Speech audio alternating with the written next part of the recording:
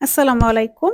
এটা ছিল আমাদের কাজিনস মিনি গেট টুগেদার। শাফিনের বিয়ের পর থেকে আমাদের ফেস্টিভাল মুড যাচ্ছেই না। তো আমরা বনশ্রী গেছিলাম আমার ছোট খালা, আমার ভাইয়ের বাসায়।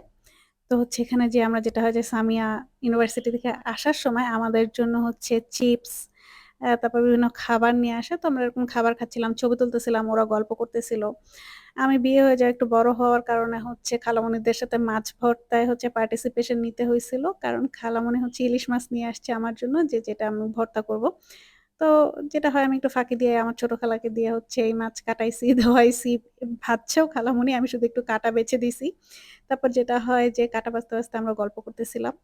কাটা বাছতেছিলা ৩ জনই কাটা বাছছি আমরা, খালামণির ২ খালা এবং আমি মিলে। তারপর যেটা হয় আমি খালামণিকে বলি, "তুমি মাখাও, তোমার মাখাইলে খুব মজা হবে।" আমি খালামণিকে দিয়ে পরে সেই ভর্তাটা মাখাইছিলাম এবং খুবই মজা হয়েছিল। জাস্ট কিছুদিন ফ্রিজে ছিল জন্য খালামণির মনে হইছে ফ্রিজ হ এই মাছটা গন্ধ লাগবে খাইতে বা তেল লাগবে, কিন্তু একদম লাগে নাই। খুবই মজা হয়েছিল এবং আমি কেন জানি ভুলে গেছিলাম এটা শিলপাটায় ভর্তা করলে আরো বেশি মজা হইতো। কিন্তু এটাও খুবই মজা হয়েছিল এবং এত কিছু রাঁধছিল আমার ছোট খালা যে খাইতে পুরা ওভার ইট হয়ে গেছে এই টাইপের। গরুর মাংসটা এত মজা ছিল খালামণির রান্না করা। সবজি তো সবসময় বেস্ট খালামণির রান্না করা। খুবই মজা হয়। তাই মুরগি খাই নাই, গরুর মাংসটাই খাইছিলাম।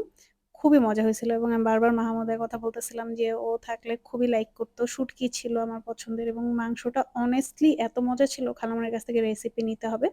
তো আমি টেবিলে খালামণিদের সাথে খাচ্ছিলাম। এনারা টিভি দেখতেছিল আর খাচ্ছিল। এটা আমাদের একটা কমন বৈশিষ্ট্য যে আমরা কিছু একটা দেখতে খাই। সাফা আ ও নিজের প্লেট নিজে ধুচ্ছিল, খালামণিরা খাচ্ছিল। এর মাঝখানে আমি ভিডিও করতেছিলাম টুকটাক। তারপরে খাওয়ার ১-২ ঘন্টা যাইতে না যাইতে আমরা আইসক্রিম খাই, চা খাই। তারপর মনে হয় যে আমরা ফুচকা খাবো। পরের ব্লকে যে ফুচকাও খাই।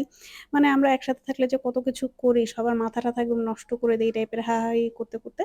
ফুচকা খাওয়া শেষে সাফার হাত ধরে মোমো যাচ্ছে আর ওদের ২ জনের পিছনে আমি বড় বোন হিসাবে ওদেরকে পাহারা দিচ্ছিলাম। তারপরেই তো আমরা সব খাওয়া-দাওয়া শেষ করে আবার বাসায় ফিরি।